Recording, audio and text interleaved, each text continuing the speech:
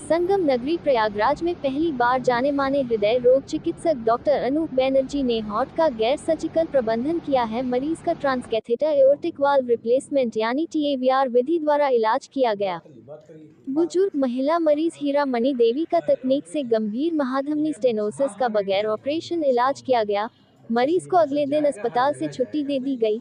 ये प्रक्रिया open heart surgery की तुलना में बेहद आसान है। इसमें मरीज को किसी तरह का संक्रमण होने का भी कोई खतरा नहीं है। दावा किया जा रहा है कि इस नई तकनीक से पहली बार प्रयागराज में इलाज किया गया है। जाने माने कार्डियोलॉजिस्ट डॉक्टर अनूप बैनर्जी ने किया सफल इलाज।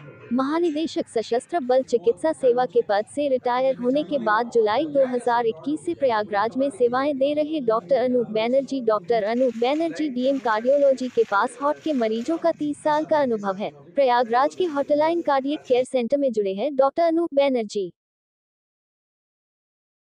तो ये सर्जरी से उसको रिप्लेस एक तरह से किया गया। कैसे ये प्रोसेस क्या होता है, किस तरह से ये सेफ है और किस तरह से किया जाता है, और प्रयागराज में अभी तक ये क्यों नहीं होती थी?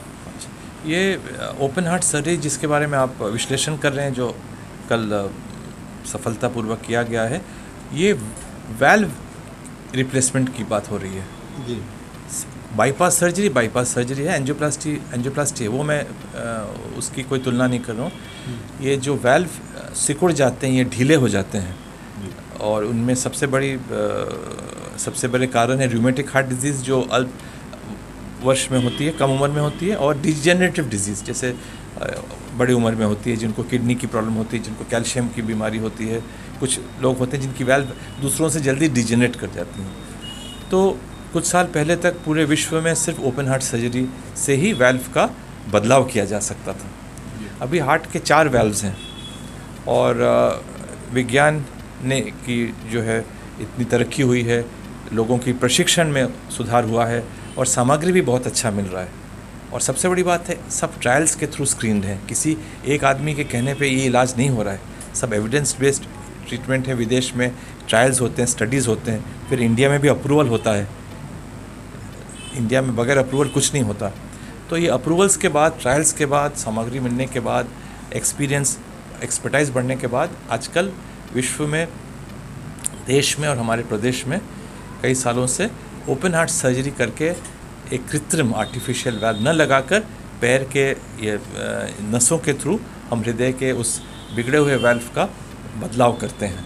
जैसे कि इसमें फ़ायदे ही फ़ायदे हैं, क्योंकि ओपन हार्ट सर्जरी के बाद लगभग 10-11 दिन हॉस्पिटल में रहना पड़ता है। पेशेंट को बाईपास मशीन पे जाना पड़ता है, CP कार्डियोपल्मोनरी बाईपास बोलते हैं, उसके साथ समस्याएं हैं, और 10वें दिन जाके अपने कार्यस्थल में, कार्यक्षेत्र में नहीं पहुंच पाता है। ख़ास तौर से वो मरीज़ जिनकी दिनचर्या, उनके मेहनत करने पे, जिनका घर बार चलता है, उनके मेहनत करने पे, अगर वो 1-1.5 महीना घर में लेटे रहेंगे तो घर में कैसे घर में जो है उनकी कामकाज चलेगा।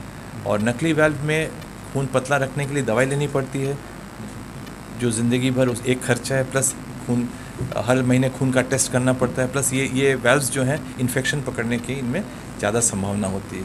और ये जो हमने कल केस किया है, इसके बारे में मैं एक और विश्लेषण देना चाहूँगा कि ये केस अमूमन 65-70 के ऊपर जिनकी उम्र है उन्हीं पे करते हैं, यंग लोगों पे नहीं करते हैं। क्यों?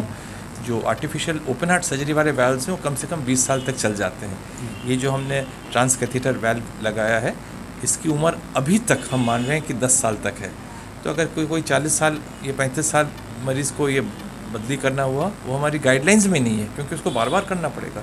ये 65-70 साल की उम्र वालों को कर रहे हैं। एवं ये 65-70 साल तक आते हैं, आप देख ही रहे हैं कि मरीज़ में और बीमारियां आ जाती हैं, जिसको हम कोमॉर्बिडिटीज़ बोलते हैं। जैसे किसी को हार्ट अटैक की बीमारी है, किसी को दमा की बीमारी है फेफड़े की, किसी को गुर्दों की बीमारी है, किसी को कलेजे की बीमारी, किसी को कैंसर है, किसी को स्ट्रोक है, न्यूरो बीमारी। इनमें ये वाल्व का सक्सेस बहुत अच्छा होता है ओपन हार्ट सर्जरी में अमूमन।